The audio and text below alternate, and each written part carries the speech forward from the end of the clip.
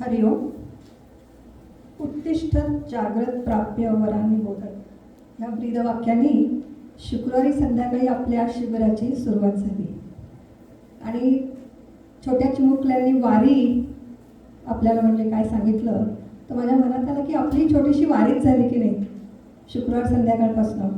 त्यात अभंग काय, किती सुरेख प्रवचनं, स्वामी विवेकानंदांच्या कविता, त्याचं गायन आणि काल रात्री तर भावतरंगाने तर खूपच मन प्रसन्न झालं.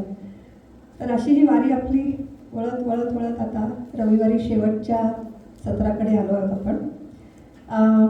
आजचं सकाळचं जे सत्र आहे त्यात आपण सुरुवातीला सुंदर अभंग ऐकणार आहोत आणि रोडे काकांनी जे बासरीवर वाजवलं गाणं शुक्रवारी तोच अभंग आपण आता सकाळी ऐकणार आहोत. तर इशिता देशमुख तो अभंग सादर करणार आहे.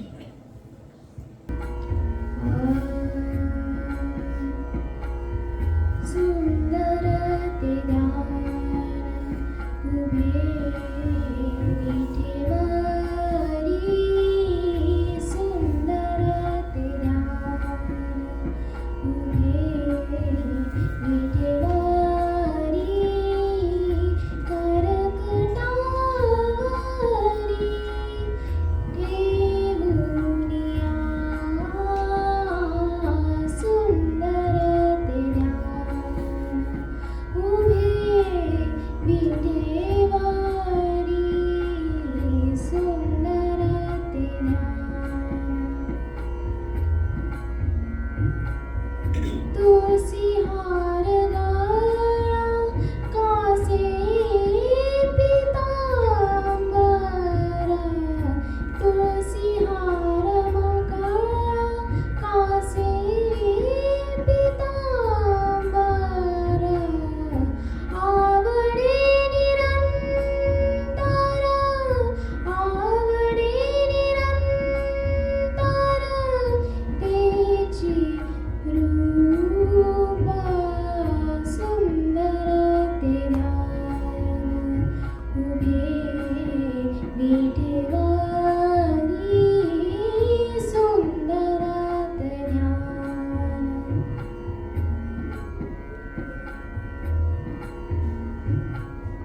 मकर कुंडले तळपती श्रवणी,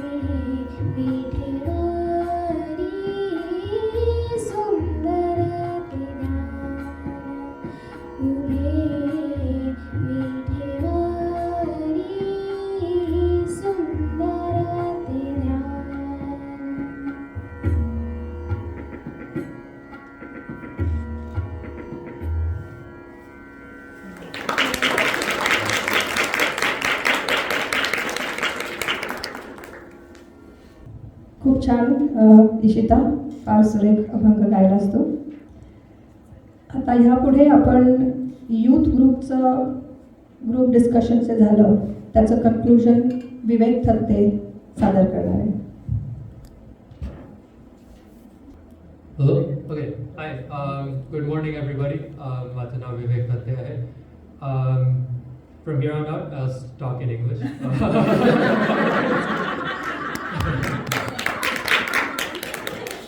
Yeah, sorry. सगळ्यांना माझं मराठी ऐकून थोडंसं शॉक बसेल.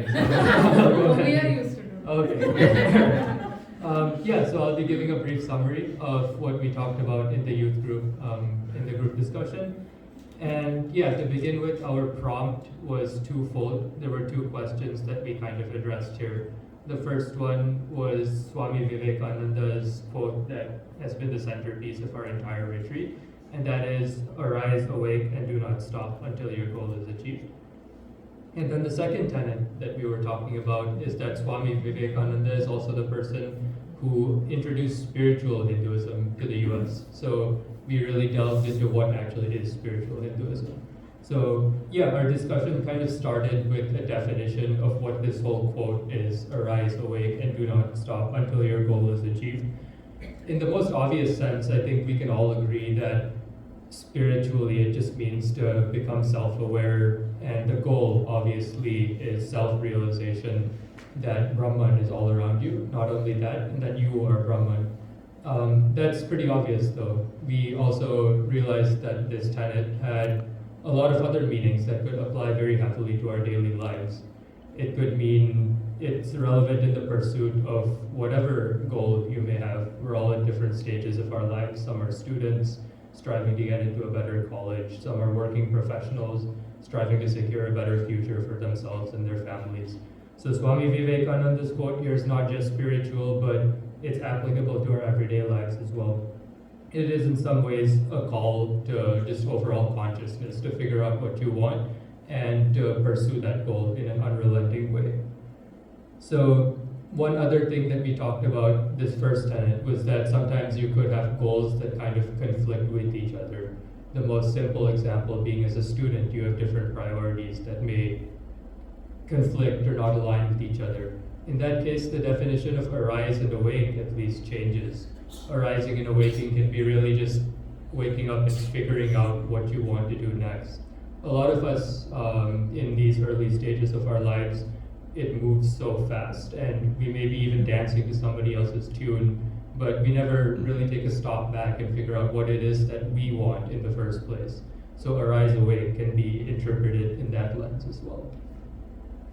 The second kind of tenet that we talked about was spiritual Hinduism, and that's what Swami Vivekananda is widely credited with introducing to everybody here. So what we started off was kind of asking, like, what is Hinduism in the non-spiritual sense, or what is Hinduism in general? And I suppose what we came up with is that Hinduism is kind of an umbrella term. There's so many different ways to practice and so many different ways to follow it. Two of the kind of main principles that we talked about were obviously the idol worship, which is widely practiced across India and the rest of the world, but also just these principles of kind of being a good person and such. Where spiritual Hinduism actually comes into play is that this idea that the divine is within you and all of us are Brahman.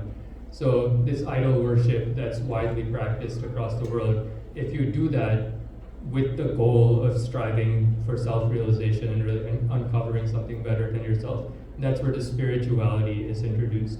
Conversely, somebody in my group brought up that one of the core practices of Hinduism is simply just being a good person, going out in the world and trying to enact positive change. And if you do that with the awareness that you're doing this for something greater than yourself, then that in itself becomes spiritual, because you're striving for a higher purpose at that point. So yeah, that's what we kind of talked about. One of the other kind of points of debate was how relevant is the actual idol worship in kind of transitioning over to spiritual Hinduism. So a lot of times we see idol worship in the traditional sense because we kind of have like a contractual relationship with God that, oh yeah, if I say this japa maybe 3 times a day, I'll get an A plus on my test, or my Tesla stock will go up, or whatever have you. And that could be a good start. In fact, that's better. Talking to God is better than simply just hoping for it. But where this idol worship can kind of be used as a stepping stone into spiritual Hinduism is if you do these things for a transactional relationship, but then also start to transition over to just doing these things out of sort of like a love of God, if that kind of makes sense. So that kind of concluded our discussion on the second tenet. And then we interpreted a couple of these questions kind of in regard to both of them. So the biggest one was, are these ideas kind of converging or diverging? So does spiritual Hinduism and this whole concept of arise awake actually get in the way of each other?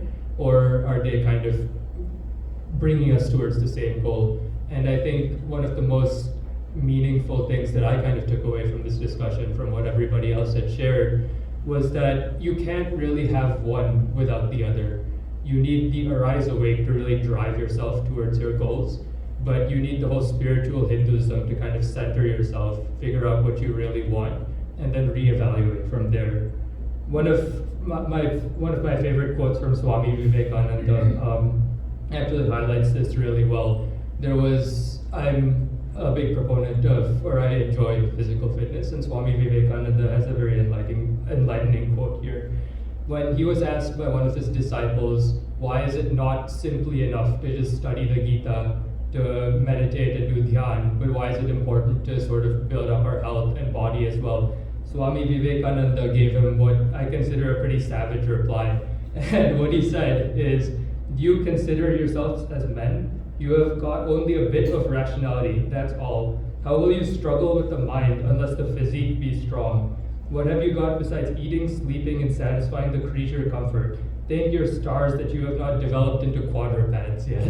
So, really what this means to say is that you need kind of both here. You cannot simply just study the Gita and meditate, but you also need a foundation for doing that. In this quote, Swami Vivekananda is talking particularly about the body, but he says that the body is the foundation for kind of self-realization. You cannot do self-realization until you're physically healthy. And the same thing you can say with economic goals or professional goals. It's way better to sit inside a comfortable house and meditate than it is to, well, in the most crude sense, kind of live on the streets and do it. So I believe that these two must complement each other. You cannot have one without the other, and you cannot have other without the first one.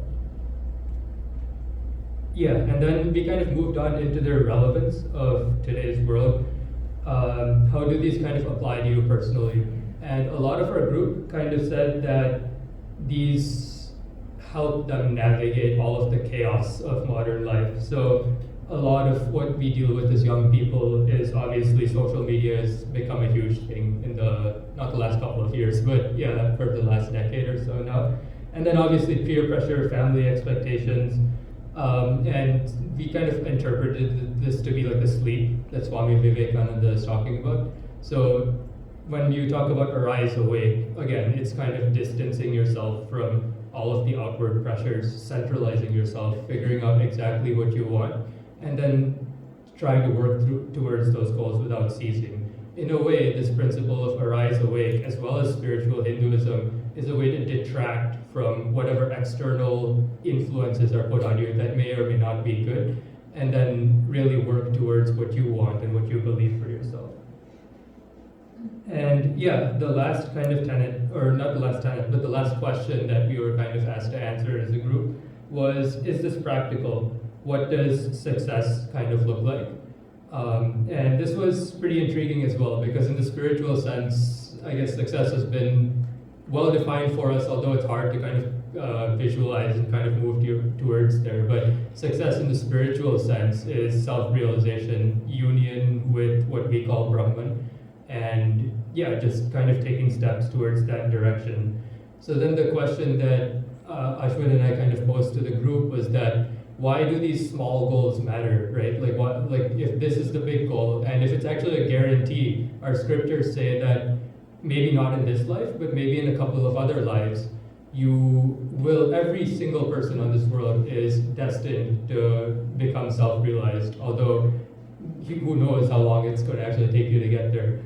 So what's the point of all of this, right? And we kind of discussed that success isn't simply reaching the destination, but it's in taking the steps to get there. So what can you do in this life to kind of make yourself more fit to kind of achieve that goal? So that's where your small bumps come, making yourself stronger, more financially stable, becoming a beacon of positivity for other people around the world. That all matters because they're kind of baby steps towards achieving this goal. So success is not simply just the big grandiose thing that all the Swamis and everybody talk about, but it's kind of like the baby steps that you take to get there as well. Yeah, and then one more thing is that somebody posed a really good question. They were like, yes, you can take these baby steps and do all of this, but how do you not get derailed from what the kind of the main path is here? So one great example is that, yeah, sure, you can have a goal to make a lot of money, and I'm sure a lot of us have that goal. And let's say you actually start doing that, your Tesla stock goes up to almost 500 and you're very happy for a time, and then maybe it even goes up to 600 and things are going swimmingly. How do you kind of not detract from the main goal? And this is a really great point I'd actually like to close on, because I think one of the tenets that we aligned on is that this is kind of the value of community. This is where having a group of like-minded people who all sort of believe in the same thing comes into play, because they can help you see what you really want, even when your mind is kind of losing alignment with that. They can check you if you're sort of moving away, and they can put you back on the path. So I think we kind of ended this meeting with appreciation for what we're sort of all doing here. So yeah, that was really our discussion. Just to kind of close up, Vivekananda's message is not simply a conceptual thing that you can't really follow in your day-to-day. It is very much a call to action in ways outside the spiritual. And in kind of applying this to our own lives, we can allow ourselves to make progress in the very things that we want in this moment, but also allow ourselves to progress towards the greatest goal, and that is self-realization. Thank you.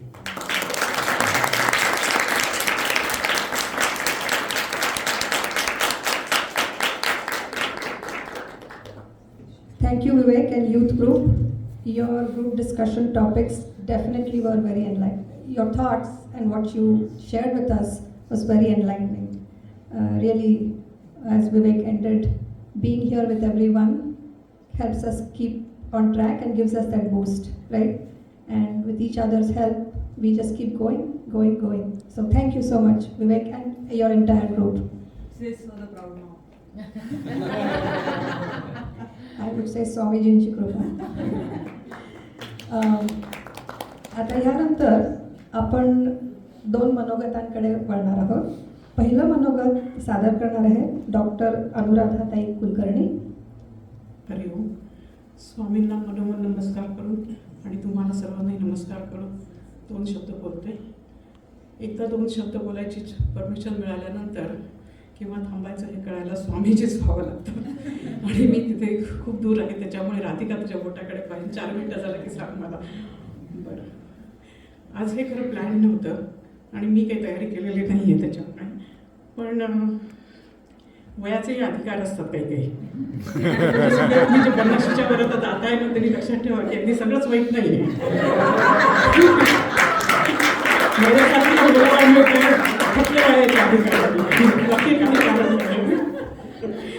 तर थोड्या चांगल्या गोष्टी आहेत. Anyway, तर स्वामीजींनी मला सांगितलं, मी त्याला विचारलं काय बोल, त्यांनी सांगितलं की माझ्याबद्दल नको बोलू, मनोगत माझ्याबद्दल आता नाही आहे, आता ह्या सर्वांबद्दल आहे. आणि त्याच्यामुळे मला सगळ्यात पहिल्यांदा सांगायचं की इतका सुंदर कॅम्प अरेंज केल्याबद्दल तुम्हा सर्व कार्यकर्त्यांचं, सर्व योगच्या मनापासून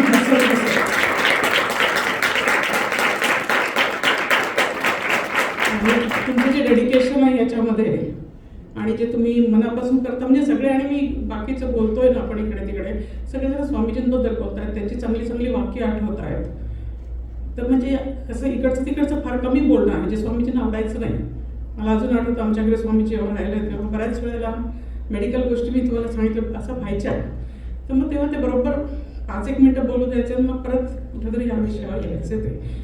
तसंच गोंदवलेकर नामावर येतात, स्वामी ध्यानावर यायचे किंवा अशा विचारायचे, हे आपल्याला लक्षात ठेवायला पाहिजे. आणि हे म्हणजे मुख्य सांगायचं हे पाळलं आहे बहुतेकांनी, सगळ्यांनीच पाळलेलं नाही आहे, मी सुद्धा पाळते असं नाही आहे, पण लक्षात ठेवायला पाहिजे. पण तिथे यावं लागतं प्रत्येकाला, ते पाळलं जातं.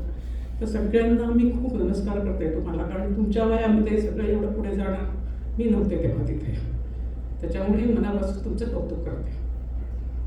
त्याच्यानंतर त्यांच्याबद्दल मला बोलायची काही जरूर नाही आहे. स्वामीजींनी त्यांना अधिकार दिलेले आहेत आणि ते किती चांगले पाळतात.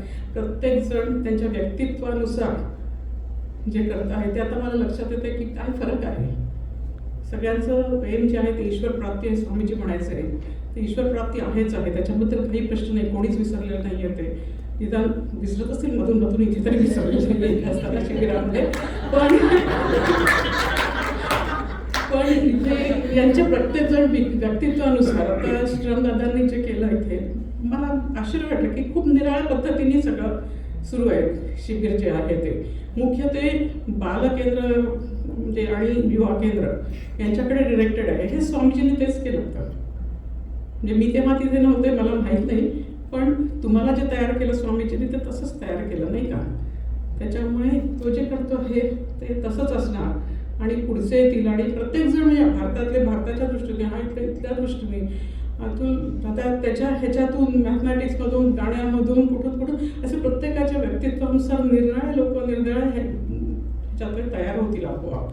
आणि ते स्वामीजींना मी परत नमस्कार करते की त्यांनी बरोबर कसं चूज केलं आहे. ह्यांना चूज केलं तेव्हा मला म्हणजे मी मनापासून सांगते मला कळलं नव्हतं की काय ह्यांना चूज केलं असेल. कसं नाही खूप चांगले आहे त्याच्याबद्दल प्रश्न नाही, पण काय ते पण त्यांना किती कळत होतं. अगदी सुरुवातीपासून त्यांनी म्हणजे बरोबर केलं ते सगळं आणि सगळं किती चांगलं झालं आहे आपल्याला लक्षात येतं. एक फक्त उदाहरण द्यायचं म्हणजे पहिल्या दिवशी जे श्यामदादांनी केलं की ते 4 ह्याच्यात आपण गेलो आणि सगळ्यांनी खूप बडबड केली, मी सुद्धा खूप बडबड केली की हो हे असं आहे. एक शब्द ते आल्यावर खूप बोलावं असं वाटतं, प्रत्येकाला बोलावं असं वाटलं, प्रत्येकाला मतं होती. आणि मग त्याच्यानंतर त्यांनी सांगितलं की आता ध्यान करायचं आहे. ते सगळं झालं, आटपलं आणि मग ध्यान करायचं. पहा कोणाचं किती लक्ष लागतं ध्यानात. त्याचा पॉईंट एवढा होता, म्हणजे मी नंतर बोलले म्हणून मला माहिती आहे केवढा पॉईंट होता नक्की की असं सगळं आपण व्यवहारात राहिल्यानंतर किंवा इकडे 4 विषयांवर विचार केल्यावर ध्यान लागत नाही. म्हणजे ॲडव्हान्स जे असतात प्रगत साधक असं त्यांचं लागत असेल, पण सुरुवातीला तरी बहुतेकांचं लागत नाही किंवा मध्यम साधकांचं सुद्धा लागत नाही, वेळ लागतो. तर मग काय करायला पाहिजे की आपण सकाळीच उठून सुरुवातीला सगळे आपण व्यवहारात अडकायच्या आधी स्वामीजी म्हणायचं पहिल्यांदा तरी ओम म्हणा अंथरुणाच्या बाहेर यायच्या आधी, पाय खाली टेकवायच्या आधी काहीतरी देवाचं नाव घ्या, हे महत्त्वाचं होतं. तसंच त्याचा तोच पॉईंट होता की नाही तुम्ही पहिल्यांदा सकाळी ध्यान करा किंवा द्यायचं किंवा व्यवहारातून बाहेर पूर्ण असता जेव्हा तुम्हाला वेळ मिळेल तेव्हा ध्यान करा असं जे होतं. तर मी ध्यानाला बसले, अर्थातच माझं ध्यान लागलं नाही, मी ती कुठे आहे का तुम्हाला कळलं, पण ध्यान नाही लागलं. पण काय झालं, थोडीशी शांतता लागली. शांतता मात्र नक्की लागते आणि ती आपल्याला व्यवहारात आणावी लागते. म्हणजे स्वामीजींच्या त्या पहिल्या प्रवचनात होतं की मनाच्या शांततेकरता ध्यान नसतं. ते सांगायचं की ध्यान मनाच्या शांततेकरता नाही, हे आहे तुमचं ध्यान करताना ईश्वर प्राप्ती हेच तुम्ही लक्षात ठेवा, हे ते प्रत्येक वेळा सांगायचं आहे. पण ते एक स्टेशन आहे मध्ये, असं आपण समजायला हरकत नाही. तर अशी जी वेळ असते की आपलं मन खूप इकडे तिकडेच गेलेलं असतं आणि 100 विषय विचारत हे डोक्यात असतात आणि कुठेच लक्ष काहीच कळत नाही. तेव्हा जेव्हा तुम्ही शांत बसता तेव्हा तुम्हाला बरंच क्लिअर होतं, म्हणजे तुमचं डोकं स्वच्छ होतं. नाही म्हटलं तरी ध्यानाच्या दृष्टीने कुठेतरी स्टेशनला पोहोचतं ते. तर ते म्हणजे मी विचार केला तिथे बसल्यानंतर माझे ते 4ही विषय माझ्या डोक्यात एकदम क्लिअर झालं. प्रत्येकाच्याबद्दल एकच वाक्य होतं माझ्या डोक्यामध्ये.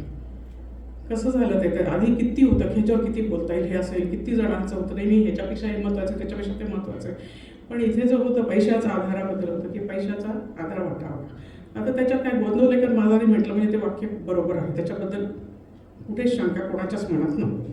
पण मग आपल्याला पटत नाही, मग काय पैशाचा काय कशाचाच आधार नको ना, फक्त भगवंताचा आणि गुरुचाच आधार पाहिजे, ह्याच्या पलीकडे पुढे काय नाही. मी तिथे नाही आहे हे माहीत आहे मला, आपल्याला वाटतो आणि ते आपल्याला व्यवहारात वागू नका किंवा व्यवहारात पैसा कमवू नका असं गुरुंनी सांगितलं नाही, भगवंतांनी सांगितलं नाही आहे. पण म्हणजे आवश्यकता तेवढा कमवा, आवश्यकता तेवढा वापरा, पण त्याचा आधार नको, त्याच्याकडे सारखं सारखं जाऊ नका. तुम्ही वापरा ते, पण व्यवहारात वापरा, पण त्याच्याकरता त्याच्याशी आसक्त राहू नका. एवढंच आपल्याला सांगणं. त्याच्या पलीकडे त्याच्यात काही बोलण्याजोगं नाही आहे. दुसरी गोष्ट आत्ता मध्ये झाली होती की पैशाच्या पेक्षा आमच्या कोणातरी नातेवाईकांमध्ये कोणाकडे तरी झालं, तर तेव्हा लक्षात येताना मित्रमंडळी कोणी नव्हती. तर म्हटलं की नाही नाही, आमची इस्टेट काय आहे, की मित्रमंडळी आमची सगळी इस्टेट खरी आहे, आम्ही ते कमवलेलं आहे असं मनात आलं. माझ्याला बऱ्याच जणांच्या बोलून सुद्धा आम्ही दाखवलं काहीतरी कुठेतरी विषयामध्ये. हो, ते सुद्धा फार महत्त्वाचं आहे, पण ते सुद्धा व्यवहारातलं आहे. शेवटी गुरु भगवंत तिकडे अनुसंधान ठेवून मित्रमंडळी पैसा सगळं करा. हे इतक्या म्हणजे 2 वाक्यामध्ये इतकं लगेच क्लिअर झालं बसल्याना त्याच्या वेळेला. ध्यान नाही लागलं, पण हे क्लिअर झालं. तसंच इकडचा कोणता विषय होता आपला, हां, मी आणि माय. ते तर एका वाक्यात आणखी होतं, मी आणि माय. 2 शब्द आले त्यात, मी आणि माय. राईट, थॉटसुद्धा माझ्या, आसक्ती आपल्याला किती असतो. मला असं कळलं माझं इंटलेक्ट किती आहे, माझं भावना किती चांगल्या आहेत, माझं हे किती नाही का. आपल्या थॉट्सबद्दल आपल्याला खूप गर्व असतो, अभिमान असतो. लक्षात येत नाही. मला खूप वाटायचं की मला कुठे मी साधी, कारणच मला काही अभिमान वगैरे नाही, पण लक्षात येतं साधं साधं भाजी चांगली झाली, कोणी चांगलं नाही म्हटलं की माझ्या लक्षात येतं की अरे कोणी म्हटलं नाही बरं खरंच झाली की नाही चांगली, कोण झाली किंवा म्हणायला पाहिजे होतं कोणीतरी.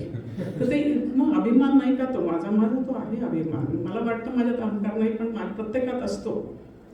आणि प्रत्येकाने असं म्हणजे असं मला वाटतं बरं का, प्रत्येक नसेल बऱ्याच लोकांमध्ये इथे, पण ते लक्षात ठेवावं लागतं की नाही असतो आपल्यामध्ये, आपल्याला प्रत्येकाला काम करायचं आहे. त्याच्यावर मी आणि माय म्हटल्याबरोबरच हे नको. थॉट्स वगैरे सुद्धा काही नाही, असतात व्यवहारात असतात, हे करतात, पण शेवटी त्याच्यावर फार गडबड करायची जरूर नाही आहे. आसक्ती नको आणि अहंकार नको, हेच आपण शिकतो. तर हे असं प्रत्येक 4 याच्यात तसंच होतं. आणि ते तुम्ही शिकता आणि त्याच्यात तुम्ही शांत बसायला पाहिजे कधी कधी विचार करताना, किंवा आपण नेहमी सांगतात की श्वास घ्या, लांब श्वास घ्या, मग पुढे जा. तर तसाच लांब श्वास घेऊन आपण थोडं शांत बसून व्यवहारातले विचार करायला लागतात. हे महत्त्वाचं आहे. ते म्हणजे जसं आपण ध्यान नाम म्हणतो तसं ते एकाला सपोर्टिव्ह लागतं, नाम लागतंच ध्यान करतो म्हटलं तरी. तर ते तेवढंच आहे, एवढंच मला सांगायचं. आणि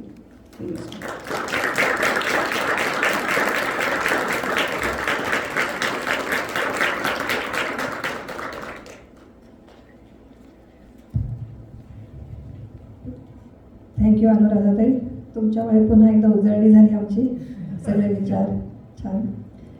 आता ह्या पुढचं मनोगत आपल्याला सादर करणार आहेत राजेंद्र सोनारीकर. फोटोबद्दल मी सांगणारच आहे, पण नमस्कार, मी राजेंद्र सोनारीकर. बरेच वर्ष शिकागोमधून मी आता स्थलांतरित झालेलो आहे अटलांटामध्ये. माझ्या ज्या आठवणी ज्या आहेत स्वामीजींच्या, या सगळ्या शिकागोच्या संबंधातल्या आहेत. आणि मला तर सांगताना म्हणजे मी इथे आठवणी म्हणतो आणि मनोगत माझं जे आहे ते मी सर्वात शेवटी मांडले, जे आपल्या शिबिराबद्दल जे मला भावलं होते. आठवणी सांगायचं म्हणजे, आणि हे फिनिक्स हे ठिकाण हे फार माझ्या दृष्टीने महत्त्वाचं आहे. कारण माझा जो आध्यात्मिक प्रवास जो मी काय सुरू केला किंवा मला जे उमजार लागलं, हे फार उशिराच्या माझ्या वयाच्या टप्प्यामध्ये यायला लागलं. मी तुमच्यासारखा भाग्यवान नाही आहे की जे लहानपणापासून स्वामीजींना ज्यांनी बघितलेलं आहे किंवा स्वामीजींच्या बरोबर वाढलेले आहेत किंवा केंद्रामध्ये गेलेले आहेत किंवा निरनिराळे शिबिरं त्यांनी आयोजित केलं. हे मला काही माझ्या लहानपणाच्या याच्यात दुर्दैवाने मिळालं नाही, पण सुदैवाने जे मिळालं त्याचा मला कसा लाभ घेता आला त्याचं एक थोडंसं आठवणी म्हणून मी सांगणार आहे. तर 1999 साली इथे मी राहत होतो फिनिक्समध्ये, 27 वर्षापूर्वी. तर त्या इथे अण्णा करमळकर आणि कुसुम करमळकर हे 2 व्यक्तिमत्व होते ऋषीतलं, आणि त्यांच्या सान्निध्यामध्ये येऊन त्यांनी आळंद म्हणजे ज्ञानेश्वरी सांगायला ते सांगायचे दर 15 दिवसांनी, आणि त्यावेळेला मी जायला लागायचो तिथे.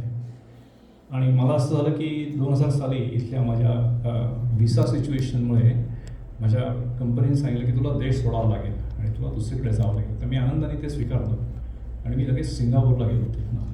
त्यामुळे 99 ते एक 7-8 महिने हा फक्त कालावधी हा फिनिक्समधला माझा वास्तव्याचा. पण अध्यात्माचं गोडी असण्याचं अंकुर कुठे रोवलं ते फिनिक्समध्ये रोवलं. नंतर सिंगापूरला गेलो आणि अण्णांनी सांगितलं की अरे अण्णा करमळकरांनी की माझे जे गुरु आहेत माधवनाथ, त्यांचे जे शिष्य आहेत माधवानंद, हे सिंगापूर मार्गे मला असं वाटतं त्यावेळेला ऑस्ट्रेलियामध्ये येणार आहेत काही, सिंगापूरला येणार आहेत, तर तू त्यांचा कार्यक्रम कर. त्यावेळेला मला स्वामी माधवानंद, डॉक्टर माधव नगरकर कोणी माहीत नव्हतं अजिबात.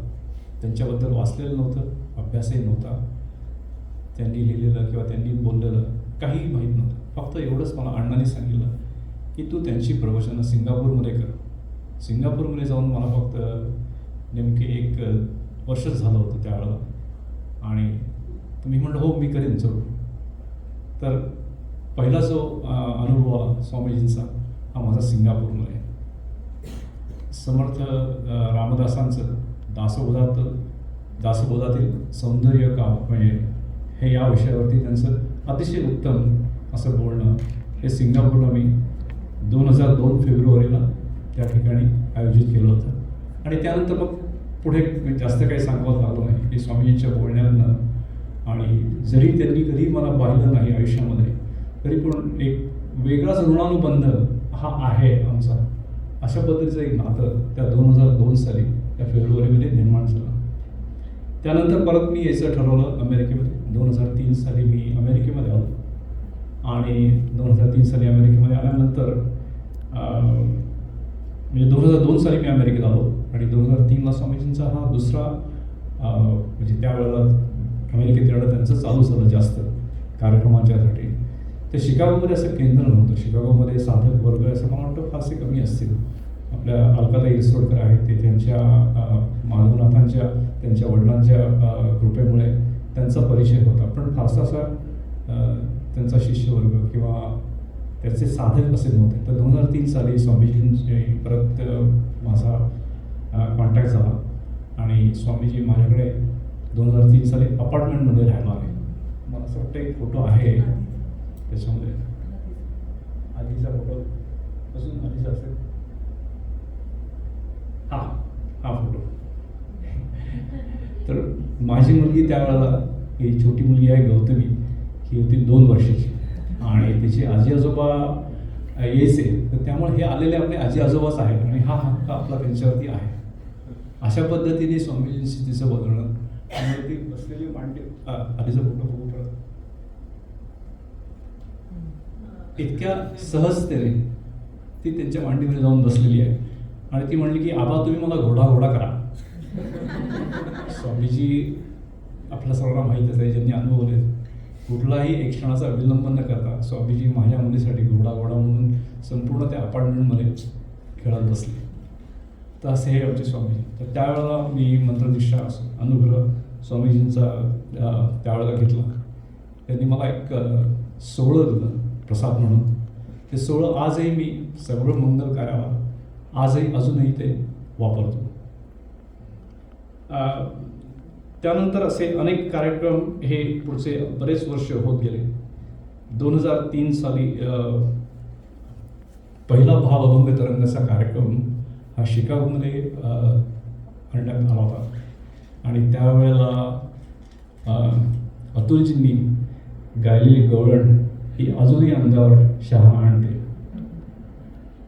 तर त्या प्रॅक्टिस म्हणा किंवा ते कार्यक्रम म्हणा, हे अतिशय सुंदरपणे हे त्यावेळेला शिकागोतल्या लोकांना कळले की अरे आम्ही अभंग ऐकतो, परंतु ते अभंग ऐकल्यानंतर त्याचा अर्थ समजून सांगणार आम्हाला आतापर्यंत कोणीच माहीत नव्हतं. कानाला गोड लागतं, गळा गोड आहे म्हणून त्याच्यावरती एक तल्लीनता येते, पण त्याच्यातला अर्थ म्हणजे हा चांगल्या अर्थाने आणि गमतीशीर सुद्धा अर्थ ते स्वामीजी फार समजून सांगायचे. की त्यावेळेला मला असं वाटलं की महाराष्ट्र बँकेची एक जाहिरात असायची वृत्तपत्रांमध्ये, तर याचा वेलू गेला गगनावरी, असं म्हणजे आमच्या 4 शाखा होत्या, आमच्या 400 शाखा झाल्या, असं ते महाराष्ट्र बँक लिहायचे. म्हणजे तुम्हाला माहिती की अशा तरी महाराष्ट्र बँकेत काम करायचं. त्यामुळे त्यांच्याकडे बघून ते म्हणायचे, पण म्हणायचे हा त्यांचा अर्थ तो तसा नाही आहे. तर तो हे अतिशय म्हणजे सहज आणि मोठ्या आनंदाने किंवा मोठ्या गमतीशीरपणाने निरनिराळ्या अभंगांचे अर्थ हे त्यांनी त्याला 2003 साली पहिल्यांदा सादर केले होते. 2004 साली काहींना आठवत असेल किंवा गँजेस म्हणून मिशिगनमध्ये एक मॉनेस्ट्री आहे, स्वामी विवेकानंदांचं केंद्र असलेलं किंवा त्याप्रमाणे.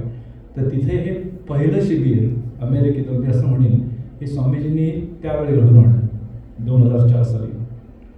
2005 साली भावबंधताचा कार्यक्रम हा स्वामीजींनी ठरवलं की आपण अटलांटाच्या अधिवेशनात करावं. म्हणजे अटलांटाचं बृहन महाराष्ट्र मंडळाचं अधिवेशन झालं होतं, तर त्या ठिकाणी तो करावा असं म्हणून स्वामीजींनी त्या ठिकाणी एक तो घाट घातला आणि त्यांनाही तसं आमंत्रण आलं होतं त्या पद्धतीने. तर स्वामीजी त्या ठिकाणी गेले आणि आपल्याला माहिती असेल की अतुलजी तिथे होते, ॲज वेल ॲज महेश काय आपल्याला माहिती असेल सुप्रसिद्ध गायक. तर त्यांना जो प्लॅटफॉर्म मिळाला तो त्या साली 2005 साली मिळाला असं मला जरूर वाटतं. त्यानंतर मध्येही बरेच कार्यक्रम होत गेले. मी सगळ्या वर्षांचा तपशील सांगत नाही आहे, कारण जेव्हा मी असा विचार केला की अरे मला हे मनोगत सांगायचं आहे का आठवणी सांगायच्या, तर मला आठवणी सांगावं असे जास्त वाटतात. त्याच्यामध्ये मनोगत सांगायला फार म्हणजे मी वेळ घेणार होतो त्याच्यामध्ये, म्हणून मी स्वामींचं मनोगत न सांगतो, या छोट्या छोट्या आठवणी सांगतो की या कशा मला स्वतःला स्पर्शून गेल्या. माझ्या घरात असलेलं वातावरण स्वामीजी आल्यानंतर अत्यंत हसी आणि खेळीमेळीचं असायचं. त्याच्यामध्ये बरेचसे साधक हे माझ्या घरी बरोबर राहून दिलेले. अतुलजींचा एक किस्सा आहे तो मी सांगणार आहे, ते त्यांना आता एकदम आठवण आल्यानंतर की तो काय किस्सा असा कसा घडला असेल तर ते सांगतो. सोनाली बरोबर आशाताईंचं आणि स्वामीजींचं एक खूप वेगळंच नातं होतं. सगळ्यांना माहिती आहे की स्वामीजींनी मशरूम कल्टिवेशनमध्ये PhD केलेली आहे आणि स्वामींना मशरूम्स आवडतात. आता बऱ्याच भारतीय लोकांना किंवा आपल्या मराठी लोकांना मशरूम नाही आवडत, म्हणजे ओके दिस. पण आमच्या घरात उलट आहे. आमच्या घरात मला आणि सुवाला आम्ही सगळ्या मशरूमच्या मिळणाऱ्या वेगवेगळ्या प्रकारच्या भाज्या करत असतो. तर त्यामुळे स्वामी आल्यानंतर मशरूमची भाजी किंवा मशरूमची भाजी ही जेवणामध्ये हमखास असायची आणि त्याच्यामध्ये फक्त तिखट हे त्यांच्या पद्धतीने असायचं. म्हणजे ज्यांना कल्पना असेल की स्वामीजींना किती तिखट खायला लागायचं, तर स्वामीजींसाठी एक वेगळी मशरूम आणि बाकीच्यांसाठी एक वेगळी मशरूमची भाजी ही त्या ठिकाणी असायची. गमतीशीर प्रसंग सांगायचा म्हणजे अतुलजी एक दिवस मला वाटतं एका मुक्कामात राहायला होते आणि पुढच्या कार्यक्रमासाठी म्हणा किंवा पुढच्या एखाद्या प्रकल्पासाठी म्हणा हे त्यांना आमच्या घरातनं जायचं होतं आणि स्वामीजींना मागे ठेवून. पण माझ्याबरोबर स्वामीजी राहणार आहेत आणि मी एकटाच जाणार आहे अशा पद्धतीने अतुलजी त्या ठिकाणीवरून निघाले एअरपोर्टला पोचले. एअरपोर्टला पोचल्यानंतर सकाळी म्हणजे सोनालीने घर राहायला घेतलं. सोनाली म्हणली की हा पासपोर्ट कोणाचा आहे? तर पासपोर्ट आहे हा अतुलजींचा. अरे देवा, म्हणजे अतुलजींना असं वाटत होतं की मी माझ्या स्वामींना मी का सोडून चाललोय आणि सोनालीला असं वाटत होतं की अरे हा पुढचा प्रवास कसा करणार, कारण that was the only identification he was carrying at that time. काही विचार न करता मी स्वामीजींच्या कार्यक्रमासाठी वेगळ्या गाडीतनं आणि सोनाली दुसऱ्या गाडीतनं पासपोर्ट घेऊन अतुलजींचा पासपोर्ट शिकागो एअरपोर्टला धावत जाऊन दिलं. असे काही गमतीशीर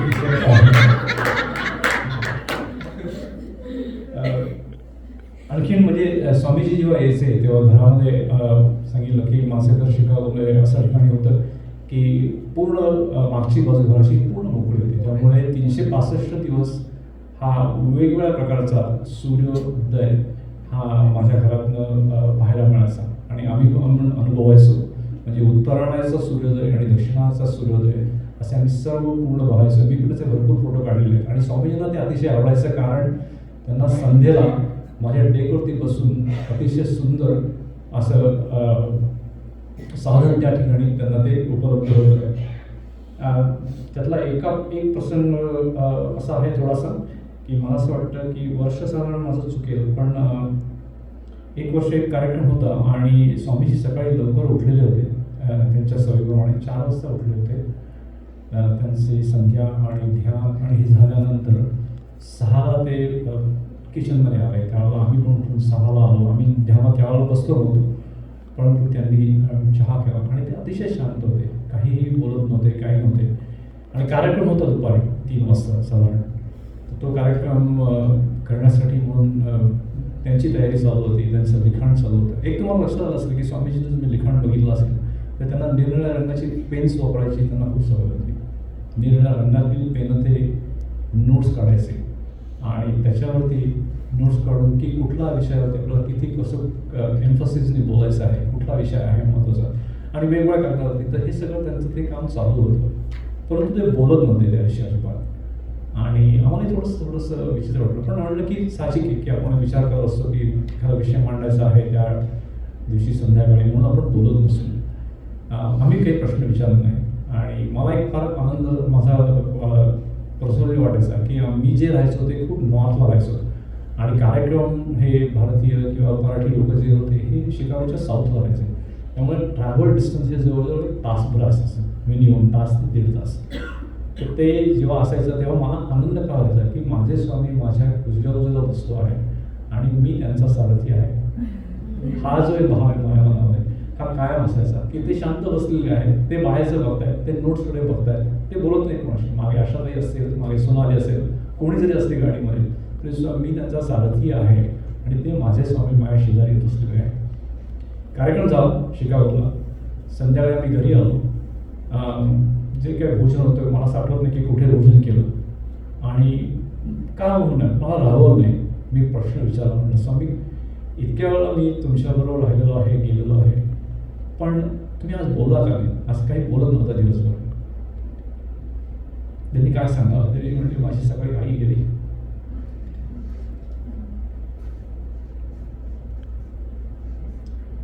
पण लोकांना कोणालाही कळलं नव्हतं. हो ते फक्त आशाताईंना त्यांनी सांगितलं असं. माझी सकाळी माझी आज आई गेली भारतामध्ये आणि माझं लक्ष सगळं तिथे होतं, परंतु मला विषय मांडायचा होता अनेक लोकांपुढे आणि मी दाखवून येणार नव्हतो.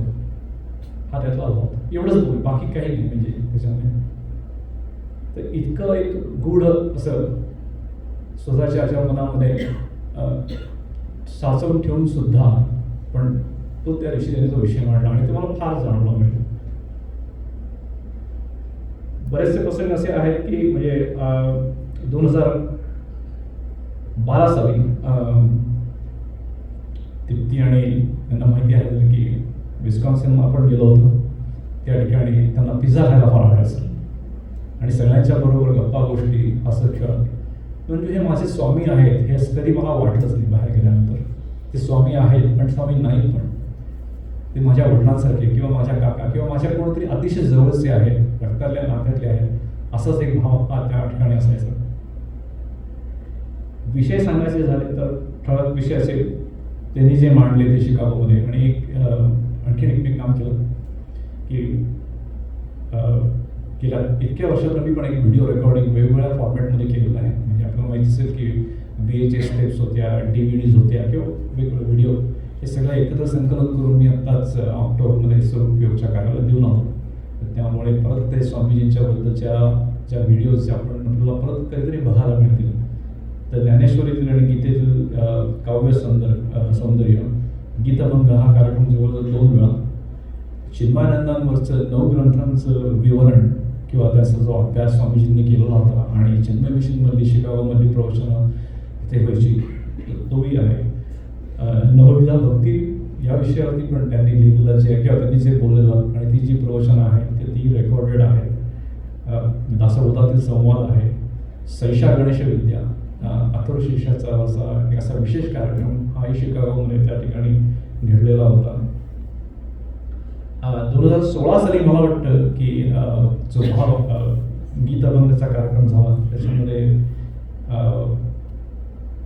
दीपश्रींनी म्हणलेलं अंतरी भजन चाले रात्र दिन, किंवा तिने आणखीन म्हणलेलं हरिपायी मिळ झाले माझे मन दे त्याने समाधान.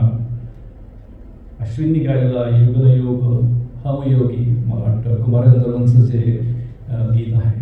या सगळ्या गोष्टी अशा वाटतं की हे कालच घडल्यात आणि ही तारीख होती 22 मे 2016, जवळजवळ 10 वर्षापूर्वी.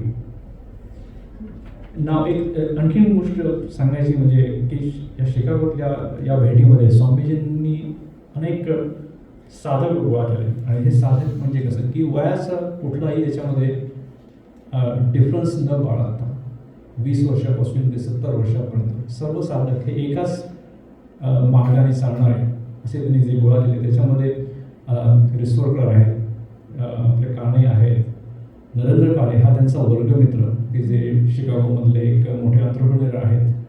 तर ते हे त्यांचे वर्गमित्र, आणि वर्गमित्र भेटल्यानंतर त्यांच्या त्या गप्पा किंवा त्यांचे जे असलेले त्यावेळेचे किस्से, हे मजा आणि संवाद हे सुद्धा आम्हाला फार जवळनं त्या ठिकाणी बघायला मिळाले. डॉक्टर खरवडकर असतील किंवा रेखाताई देवधर असतील, मला भेटलेली आमची संपदाताई, हे 2016चा जो कार्यक्रम आहे. आणि ऑफकोर्स अतुलजी दीक्षित ते तर पहिल्यापासून आम्ही त्यांना 2003 पासून त्या ठिकाणी ओळखतो. तर या सगळ्या गोष्टी सांगायचं आहे की माणसं गोळा केली बेसिकली, आणि ती जोडली. वयाचा कुठलाही त्याच्यामध्ये मुलाचा न ठेवता ही एकमेकांशी जोडली, आणि हे सगळं साधक बनले. स्वामीजींनी जे 5 उत्तराधिकारी जे नेमलेले आहेत, त्यांच्याकडूनही जे कार्य ते करून घेत आहेत, आणि आपणही त्याची प्रचिती घेतो आहोत. याच्यासारखं सुख नाही असं मी म्हणेन. थोडेसे विचार लिहिताना मी एक पुष्कळ गोष्टी काही आताच मला आठवलं की कालच मी पुस्तक बोलत होतो की 1981 साली स्वामीजींनी तुझं आहे तुझंपाशी या नाटकामध्ये काकाजीची भूमिका केली होती, की ज्यांनी तुझं आहे तुझंपाशी पु ल देशपांडेचं नाटक बघितलं असेल ते त्यांना कल्पना असेल. पण मला हे माहीत नव्हतं, मला हे पुस्तक वाचल्यानंतर कळलं. कारण 2002 साली जेव्हा स्वामीजी सिंगापूरला आले होते, त्याच वर्षी मी आचार्यांची भूमिका केली होती त्याच नाटकामध्ये. हा विरोधाभास आहे म्हणा त्याच्यामध्ये, की त्यांनी काकाजींची भूमिका करणं 1981 साली, आणि मी स्वामी म्हणजे आचार्याची ही जी भूमिका करणं सिंगापूरमध्ये जे नाटक झालं होतं. अशा काही गमतीशीर गोष्टी ह्या आजकाल मला ॲक्ट करत आहेत. तर हा झाला माझ्या आठवणीचा भाग. आता 2 मिनिटाच्या आधीच कमीत मी मनोगताचं जे बोलतो, काल आपल्या श्रीरामजींनी ABCD वरती फार सुंदर हे केलं. अमेरिकन बॉर्न कन्फ्यूज देसी किंवा अमेरिकन बॉर्न नाव कॉन्फिडंट देसी, हे जी संकल्पना आहे ही अतिशय म्हणजे आवश्यक सर्व पिढीला. आपण इथं बसलेले जे यंग जे आहेत, म्हणजे किड्सच्या ग्रुपमधले आहेत. मी किड्स का म्हणतो कारण माझ्या मुली मोठ्या आहेत खूपच, म्हणून मी किड्स म्हणू शकतो इथे. तर आत्ता असा विचार करता की भारतामध्ये एक राष्ट्रीय संघ म्हणून एक संघटना आहे, तर त्याचे संघचालक आहेत. तर त्यांनी एक 5 सूत्री त्यांनी एक भ या शब्दापासून सांगितले, आणि ते कसे जोडले गेलेले आहेत. तर त्याचा एक थोडासा एका मिनिटात मी सांगतो. ते त्यांनी सांगताना सांगितलं की भारतामध्ये किंवा कोणालाही की तुम्ही 5 गोष्टींचा अंगीकार करा. तर त्या कुठल्या आहेत, तर त्या भ्रमण, भाषा, भूषण, भोजन आणि भजन. या तुम्ही जर का 5 गोष्टींचा अंगीकार केला तर तुमच्या दैनंदिन जीवनामध्ये हे तुमचं सत्व काय आहे, तुम्ही भारतीयत्व काय आहे हे टिकून राहील. आणि सोप्या याच्यावर मी सांगितलं की भ्रमण म्हणजे ट्रॅव्हल विथ पर्पज. जेव्हा काल श्रीरामजींनी जे उदाहरण सांगितलं की रामायणाचा आणि महाभारताचा हा सगळा जो इतिहास आहे या मायथॉलॉजी नाही आहेत, तर ज्या घड्या घडलेल्या घटना आहेत, तर त्याचा अभ्यास करण्यात जेव्हा तुम्ही भ्रमण करता तेव्हा ट्रॅव्हल विथ पर्पज. भाषा, speak your mother tongue. It is very necessary to speak mother tongue with your kids. कारण नाहीतर जशी भाषा तुम्ही पासून दूर जाता तेव्हा तुम्ही देश, धर्म, संस्कृतीपासून दूर जाता, हा जो संदेश आहे. तर जेव्हा ते तुम्ही टिकून ठेवा तेव्हा तुम्ही ते मोर कॉन्फिडंट देसी व्हा, असं मला जे एक ते बांधा असं वाटतं सूत्र, म्हणून मी हे मांडतो. भूषण, wear your outfits when you go to temple किंवा कुठल्या मंगल प्रसंगाला जाता तेव्हा आनंदाने तुम्ही तुमचा जो भाषेत तुमचा जो वेश आहे हा तुम्ही मंगलवर्ग वेश परिधान करून जा. मंदिरामध्ये जाताना जीन्स आणि टी शर्टमध्ये नका जाऊ. असा एक सोपे विषय आहे त्याच्यामध्ये की ज्यातनं तुमचं हे सत्व हे टिकून राहतं. भोजन तर मला वाटतं श्रीरामजींनी काल व्यवस्थित तेलावर वट करून सांगितलं. आणि भजन म्हणजे do participate, meditate, do follow your सत्संग. या ज्या गोष्टी 5 गोष्टी सांगितल्या तर त्या गोष्टी कितक्या चपखल किंवा आपण ज्या म्हणतो की बिंग अ कॉन्फिडंट देसी या देशामध्ये राहून आपल्याला करता येईल असं मला वाटलं. हे माझं मी मनोगत या ठिकाणी संपवतो. आणि परत एकदा स्वामीजींच्या चरणी माझे मनोगत आणि आठवणी या ठिकाणी मी समर्पण करतो.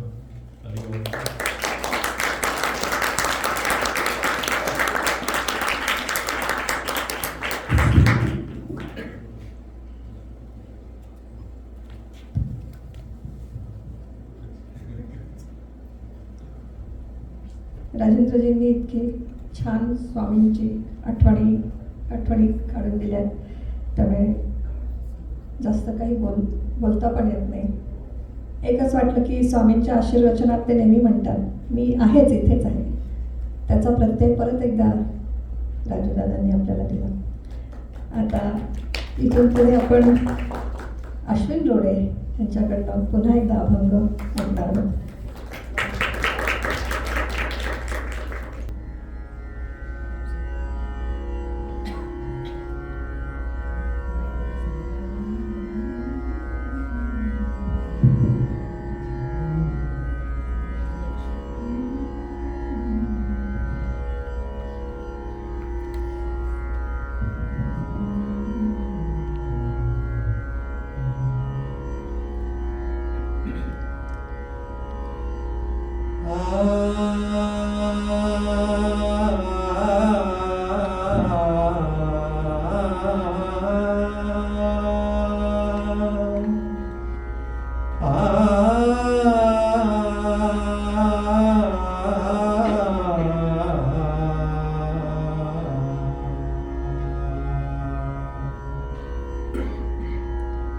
भाई रे सो गुरु सत्य कहावे, भाई रे सो गुरु सत्य कहावे, कोई नैनन अलख लखावे, कोई नैनन अलख लखावे, भाई रे सो गुरु सत्य कहावे, डोलत डिगे न बोलत बिसरे, डोलत डिगे न बोलत बिसरे, अस उपदेश दृढ़ावे, जप तप जोग क्रिया ते न्यारा, जप तप जोग क्रिया ते न्यारा, सहज समाधि सिखावे, सहज समाधि सिखावे, भाई रे सो गुरु सत्य कहावे, भाई रे सो गुरु सत्य कहावे,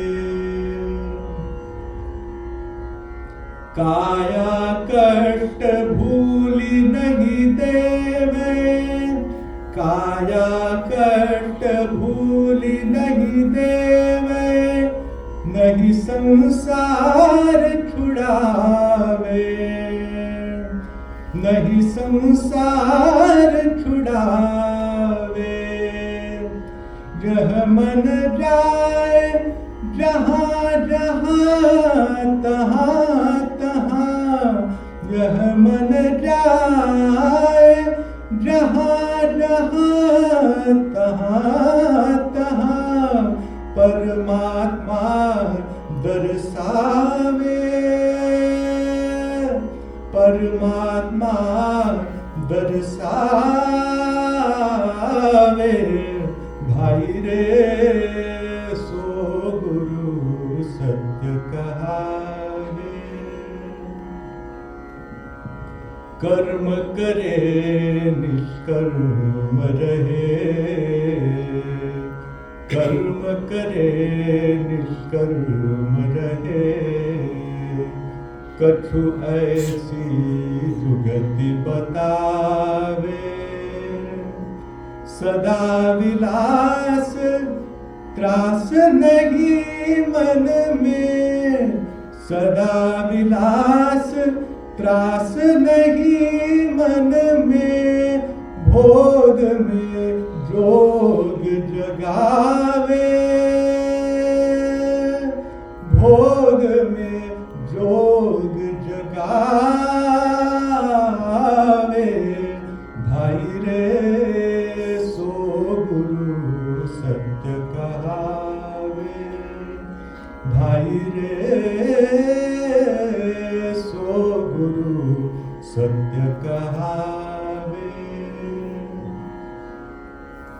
भीतर बाहर एक ही देखे, भीतर बाहर एक ही देखे, दूजा दृष्टि न आवे, दूजा दृष्टि न आवे।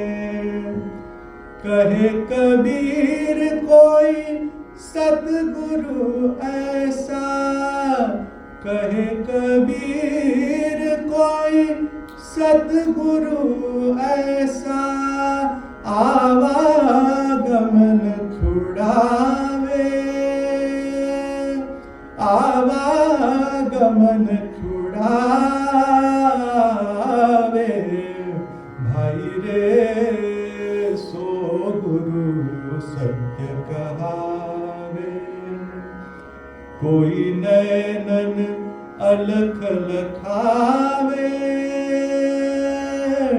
कोई नैनन अलख लखावे।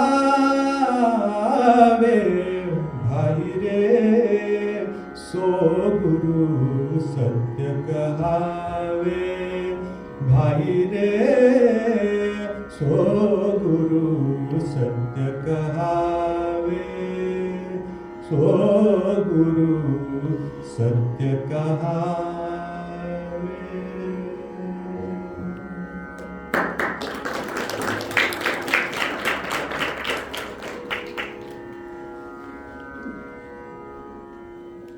खूप छान अश्विन.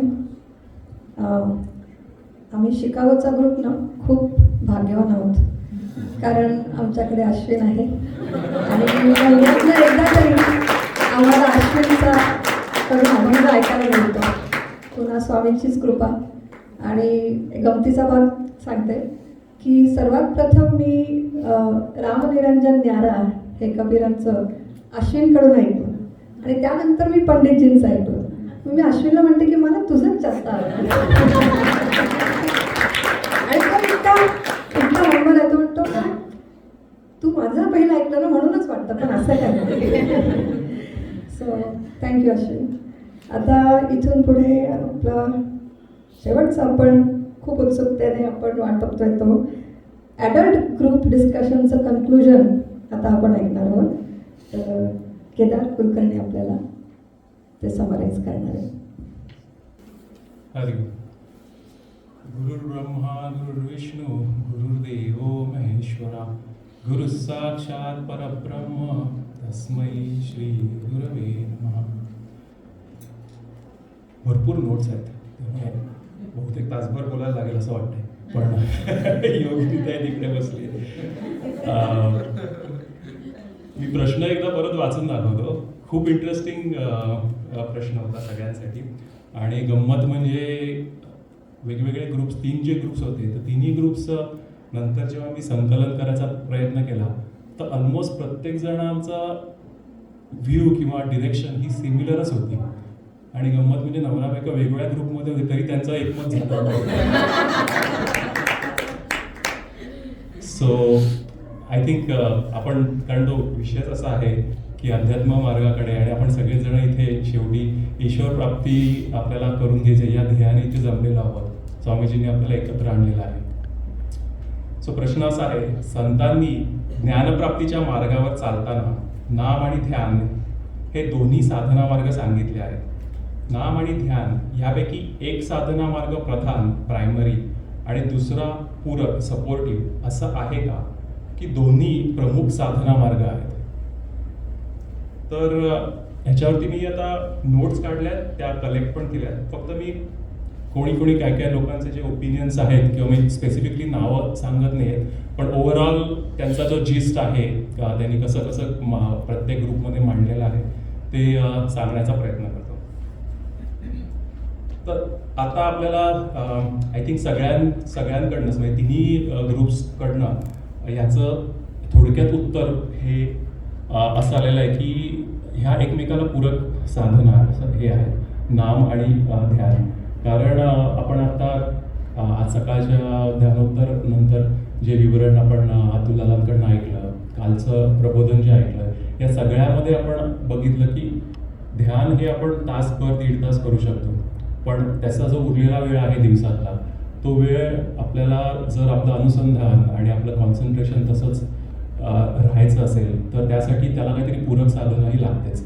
आणि नामसाधना ही सगळ्यात सोपी, सगळ्यात सहज आणि कधीही केव्हाही करता येण्यासारखी साधन आहे, असा एक विचार इथे ग्रुप डिस्कशनमध्ये मांडण्यात आला होता. आणि त्याचं अजून एक त्याच्यामागचं कारण म्हणजे नामासाठी तुम्हाला काही साधन लागत नाही. तुम्ही तिकिटाच्या रांगेमध्ये उभे आहात किंवा सकाळी आत्ता ॲक्च्युली ब्रेकफास्ट करताना तुदांनी उदाहरण दिलं, स्वामीजी कांदा चिरताना सुद्धा नाम घ्यायचे. तर स्वयंपाक करताना सुद्धा किंवा गाडी चालवताना सुद्धा आपण स्वामीजींच्या प्रवचनं किंवा त्यांचे विचार ऐकतोच, पण त्याचबरोबर आपण आपलं मनात नाम सुद्धा कायम ठेवू शकतो. आणि त्यामुळे होतं असं काय की अजून एक असा विचार आणला की रजतम आणि सत्वबुद्धी जे आहे तर त्याच्याकडून आपलं हळूहळू मन हे टुवर्ड सत्वबुद्धीकडे जायला लागतं. आणि जसं जसं आपण सत्वशुद्धीकडे आपण जायला लागतो त्यानुसार किंवा त्याप्रमाणे आपलं ध्यानातली आपली प्रगती हळूहळू वाढायला लागते. असं आपण जर बघितलं, एखाद दिवस जर आपलं खरंच अनुसंधान व्यवस्थित टिकलं तर त्या दिवशी ध्यान हे नक्कीच चांगलं लागतं, याचा आपल्या सगळ्यांनाच अनुभव आहे. अजून एक असं विचार इथे मांडण्यात आलेला आहे की वेगवेगळ्या संतांची ह्याच्यावरती बऱ्याच लोकांनी उदाहरणं दिली की तुकाराम महाराज म्हणा किंवा वाल्या कोळी म्हणा. त्यात थोडासा असा एक विचार आला होता की मग ह्यांनी ध्यान केलं का? तर त्यांनी जे नामसाधना, आता तुकाराम महाराजांचं पण बघितलं किंवा नामदेव महाराज किंवा वाल्या कोळी, त्यांनी राम नामावरतीच त्यांनी शेवटी ईश्वराची प्राप्ती करून घेतली. तर मग फक्त नामावरतीच त्यांनी केली का त्याच्यानंतर पण त्यांना त्यांची पूरक साधना त्याच्यावर होतीच?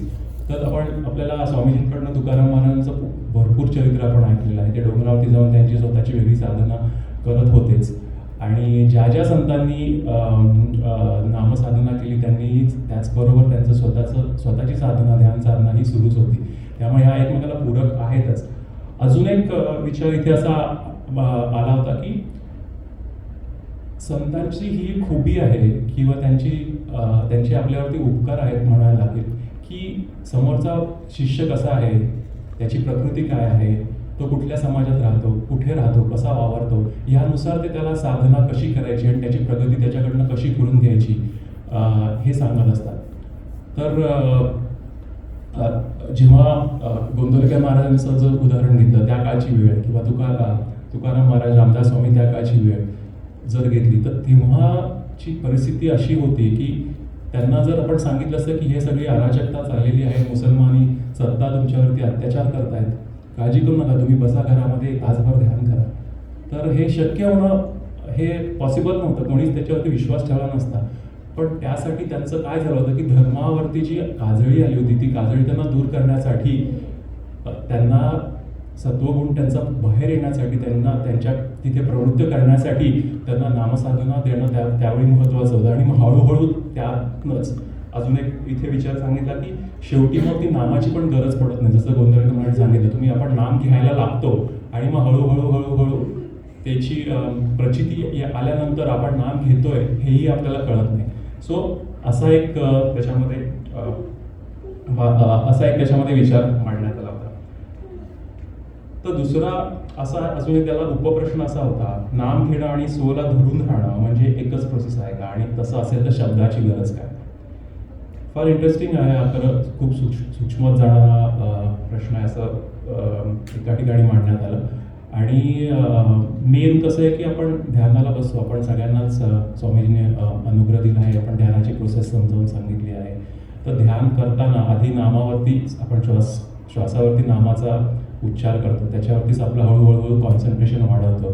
त्यामुळे जसं आपण पहिल्या ह्याच्यात बघितलं की ह्या एकमेकाला पूरक गोष्टी आहेत आणि आय थिंक आहेत असं, तर गरज आहेच. कारण सुरुवातीला आपण नुसतंच डोळे बंद करून बसलो आणि आता विचार नाही आहे असं जर करायचं म्हटलं तर असं होत नाही.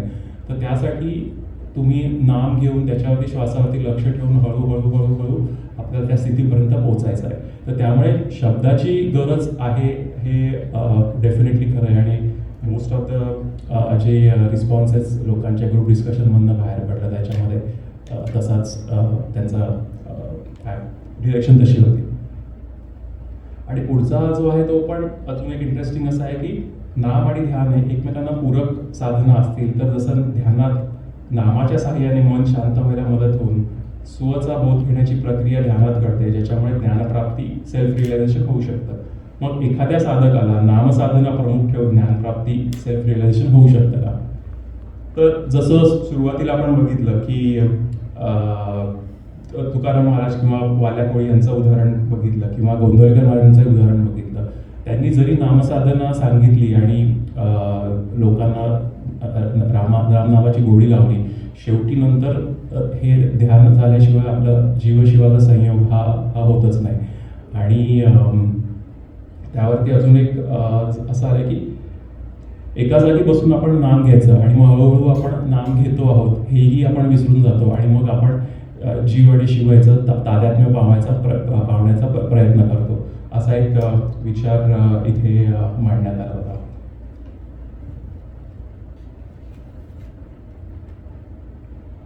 कारण अजून एक सांगितलं की सेन्सिंग ऑफ सेल्फ या प्रोसेसला दुसरा पर्याय नाही, राईट. त्यासाठी तुम्हाला म्हणजे वेगवेगळी साधनं वापरून तुम्ही तिथपर्यंत जाऊ शकता, पण शेवटी तुम्हाला एक ठाईचं बैसुनी करे एक चित्त हे तर करायलाच पाहिजे. त्याशिवाय आपल्याला ईश्वर प्राप्तीही होणारच नाही. त्यामुळे जरी नामसाधना आणि ह्या एकमेकांना पूरक जरी असल्या तरी सेल्फ रिलेशनसाठी हे ध्यान साधण्याशिवाय दुसरा ऑप्शन नाही आहे, असं सगळ्यांचं एकमताने इथे सगळ्यांनी मांडलेलं आहे. शेवटी एकच बी ग्रुप 2चा लीडर होतो. आमच्या ग्रुपमधले सद्भक्त आदित्य राजे यांनी सांगितली होती, त्यामुळे त्यांचं नाव मी सांगतो. एक हरी आत्मा जीव शिव समा काय तो दुर्गम न घाली म्हणा. तर ह्याच्यावर म्हणजे जस्ट टू समराईज एव्हरीथिंग, नाम आणि नामसाधना आणि ध्यानसाधना या दोन्ही एकमेकाला पूरक आहेत. जसं आपण बघितलं की ध्यान हे तुम्ही लिमिटेड अमाऊंट ऑफ करू शकता, पण नामसाधना जी आहे ती तुमची कंटिन्युअस तुमची चालू असते. कंटिन्युअस चालू ठेवणं हेच खरं महत्त्वाचं आहे. प्रत्येक गोष्ट करताना आपण कायम रामनाम जे कुठलं आपला ईश्वर देव जसे आपल्याला आवड आहे त्याचं, आणि झाल्यानंतर श्रीकृष्णार्पणमस्तु म्हणून आपलं कार्य आपलं काम हे त्याच्या चरणी अर्पण करावं. गोंधळकर महाराजांचं आत्ताच मध्येच एकदा आम्ही रिसेंटली काही प्रवचनं ऐकली. त्यांनी तर रामनामाची गोडी सगळ्यांनाच इतकी लागलेली आहे, त्यामुळे त्यांना परत वंदन करून आपण माझा स्वाध्यायाची सांगता करतो, स्वामींच्या शरणी अर्पण करतो. हरी.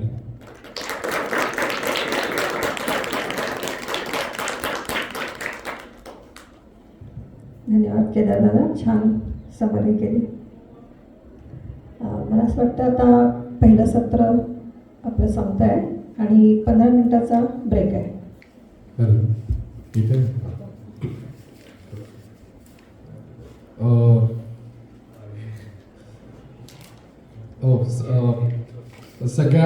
सर्वात पहिले नमस्कार अतुल दादा आणि श्रीराम दादा. Thank you for eight another installment of स्वरूप योग शिबिर USA.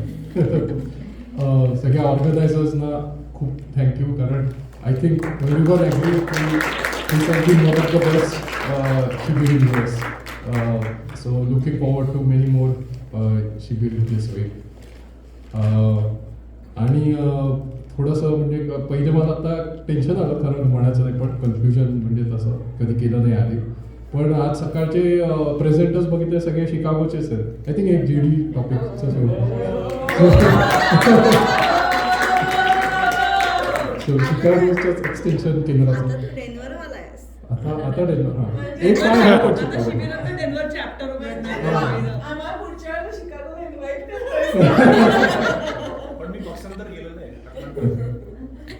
शिकागोच आहे. आठवणी शिकागोच आहे. हां तर सुरुवात एका लाईट म्हणजे एका गोष्टीपासून करतो. आय थिंक भाग्यश्रीनी मेन्शन केलं होतं की आपला जो या वर्षीचा कठोपनिषदातली ही गोष्ट आहे.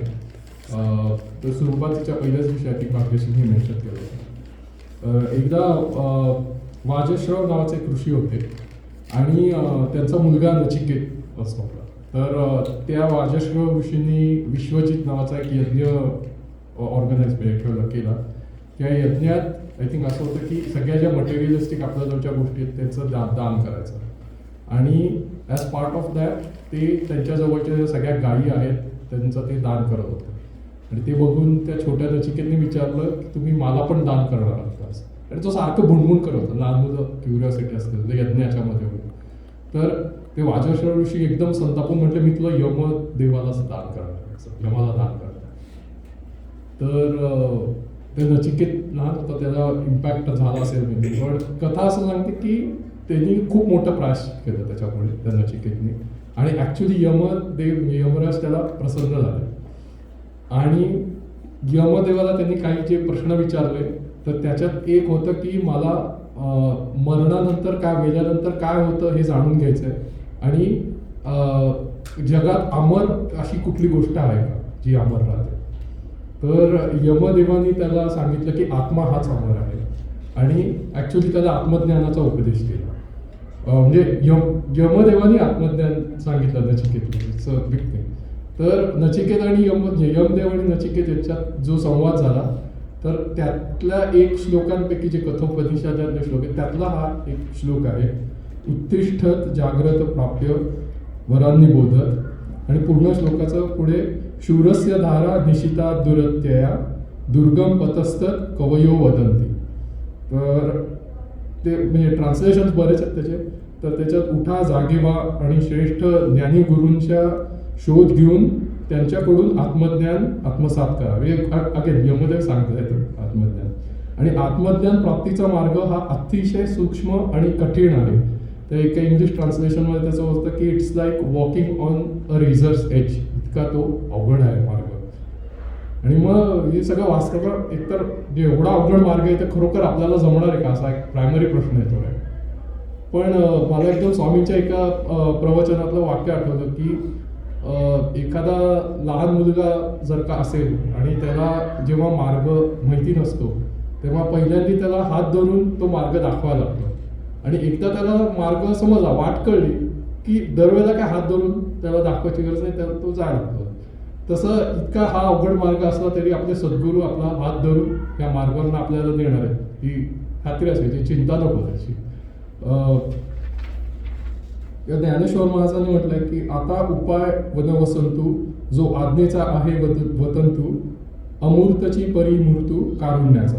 म्हणजे अनेक माणसं परमेश्वर प्राप्तीसाठी वेगवेगळे उपाय करत असतात. म्हणजे जप तप करत असतात, उपासना करत असतात. आणि या सगळे शेवटी विथ गुड पर्पज की ईश्वर प्राप्तीच्याच दृष्टीने सगळे प्रयत्न चालू असतात. पण जोपर्यंत सद्गुरू रूपी वसंत ऋतू त्या वनात येत नाही, म्हणजे ह्या सगळ्या उपायांचं जर का वन असेल तर जोपर्यंत सद्गुरू रूपी वसंत ऋतू त्या वनात येत नाही तोपर्यंत तिथल्या झाडांना फळं येत नाहीत किंवा ते वन पूर्णपणे भरून जात नाही. आणि त्या प्रयत्नांना एक हे येते, सफलता येते. तर याचं कारण असं सांगितलंय की आपले जे प्रयत्न असतात ते म्हणजे वैचारिक जे आपलं ज्ञान आहे ते वैचारिक पातळीवरच राहतं. आणि सद्गुरू ॲक्च्युली आपल्याला ते अनुभूतीच्या पातळीवर कसं न्यायचं ते तो मार्ग ते आपल्याला दाखवून देतात. आणि मुख्य म्हणजे मी असं म्हणलं की तो मार्ग किती अवघड असला तरी it is not impossible to achieve. हे सद्गुरू त्यांच्या एक्सपिरियन्समधून आणि त्यांच्या वर्तनातून आपल्याला दाखवून देतात. तर मग या मार्गावर चालायचं कसं किंवा पुढे कसं जायचं तर याच्या आय थिंक 3 रिक्वायरमेंट्स सांगितल्या आहेत जनरली. आणि त्या म्हणजे स्वाध्याय, साधना आणि ईश्वर प्रणिधान ज्या योगसूत्रात समाधीपादामध्ये सांगितल्या की योग्यता प्राप्त करण्यासाठी, समाधीची योग्यता प्राप्त करण्यासाठी. आणि ईश्वर प्रणिधान ही तर खूप ॲडव्हान्स स्टेज आहे तशी. पण श्रीरामदादांनी जी या शिबिराची सुरुवात केली आणि आय थिंक पहिल्या सेशनमध्येच ह्या 3 गोष्टींना थोडंसं टच बेस केल्यासारखं की भजन अभ्यास, एक minute, I think it was स्वाध्याय, साधना आणि उपासना. आणि जसं म्हटलं, ईश्वरप्रणिधान हा जरी स्वतंत्र एक विषय समजून घेण्यासारखा आहे आणि जरा ॲडव्हान्स असला तरी जे श्रीरामदादांनी त्या दिशेने जाण्यासाठी आपल्याला त्याचं होमवर्क दिलं आहे की सकाळी उठल्यावर फर्स्ट थॉट आणि रात्री झोपायच्या अगोदर लास्ट थॉट शुड बी परमेश्वराचं नाव किंवा चिंतन. तरी आपण नेक्स्ट शिबिरापर्यंत तरी फॉलो करण्याचा प्रयत्न करूया. आणि जनरली या शिबिरात जे practical application of spiritual concepts असं जे म्हणतात की जे आपल्याला इम्प्रूव्हमेंट्स आणि चेंजेस काय आणायचे आहेत किंवा आणता येतील त्याच्यासाठी जे मेंटल एक्सरसाइजेस झाले, म्हणजे ते 4 बोर्ड्सचा जो एक्सरसाइज झाला, किंवा identifying our own core values which will reduce the impact of high intensity thoughts. म्हणजे ह्या सगळ्या आय वुड से की या सगळ्या गोष्टी आपल्याला one more step towards that goal हे करते, मदत करते त्यासाठी. आणि त्याशिवाय संतचरित्र, म्हणजे जे काल दुसऱ्या सेशनमध्ये बघायला आपल्याला मिळालं की स्वामी विवेकानंदांचा फिअरलेसनेस आणि Swami Vivekananda as a poet, हे म्हणजे मी बेसिकली सगळ्या शिबिराचा काय स्केड्यूल नाही सांगत आहे काय सांगत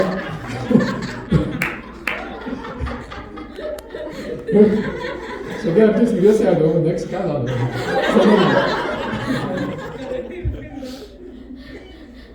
की मी फक्त म्हणजे सांगायचा उद्देश हा होता की शिबिराच्या माध्यमातून थोड्या वेळ का असे ना आपण आपल्या सद्गुरूंच्या जवळ जातो, संतांच्या सानिध्यात आपण असतो तो काळ थोडा. आणि मुख्य म्हणजे व्यवहारात राहून सुद्धा ईश्वराशी आपण कसे कनेक्टेड राहू शकतो किंवा एकरूपता आपल्याला कशी प्राप्त होऊ शकते ह्याच्या काही टिप्स आपल्याला मिळतात. आणि आपल्याला फर्स्ट हँड एक्सपिरियन्स करायला मिळते की या गोष्टी कशा आपल्याला ॲडॉप्ट करता येतील आता. तर या पण ओव्हरऑल खूप मजा आली या शिबिरात. नेहमीप्रमाणे बिझी येट व्हेरी प्रोडक्टिव्ह असं शिबिर. आणि माझा एक फेवरेट मोमेंट्स किंवा फेवरेट पार्ट जर म्हणता येईल तर लहान मुलांची वारीवरचं जे स्किट होतं, इट वॉज एक्सेप्शनल. खूप मजा आली, सगळ्यांनी खूप एफर्ट्स घेतले होते त्याच्यात. आणि म्हणजे वारी म्हटलं की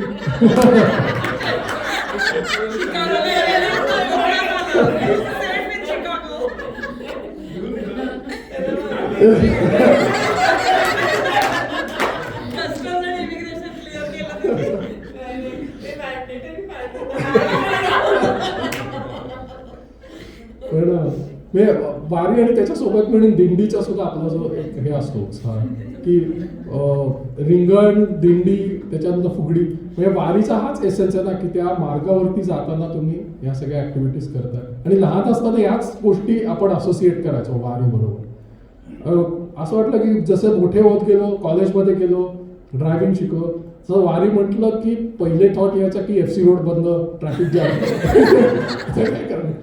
पण या लहान मुलांना बघून it took us back in time की लहानपणी ऍक्च्युअली वारीचा एसेन्स, जी ट्रॅडिशन आली for centuries, hundreds of years old, ती त्याचा आपण कुठेतरी एक भाग आहोत असं ते फिलिंग आल्यामुळे सगळ्या लहान मुलांना मनापासून थँक्यू त्यासाठी. आणि स्क्रिप्ट रायटर संपदा थँक्यू.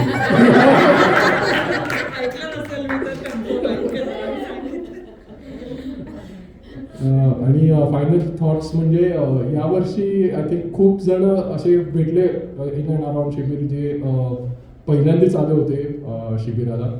आणि एस्पेशली काल तर खूपच जण होते, आय थिंक आज थोडे कमी आहेत.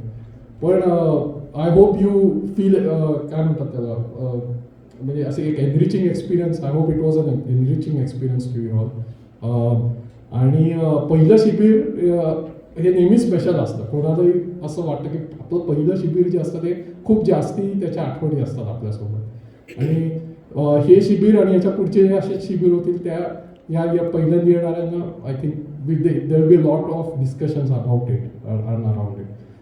माझं पहिलं जे शिबिर होतं ते स्वामींबरोबर हैदराबादचं शिबिर पहिलं होतं माझं. आणि त्याच्या अगोदर आय थिंक पावसला एक शिबिर झालं होतं 2-3 वर्ष आधी त्याच्या अगोदर, राईट.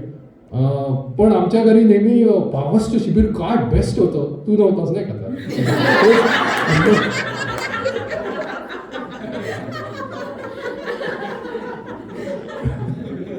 पण मला ती हैदराबाद शिबिरच बेस्ट आहे.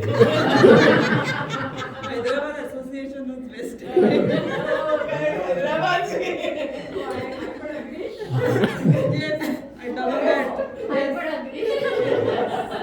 केडी नक्की शिबिराचा मनोगत करते की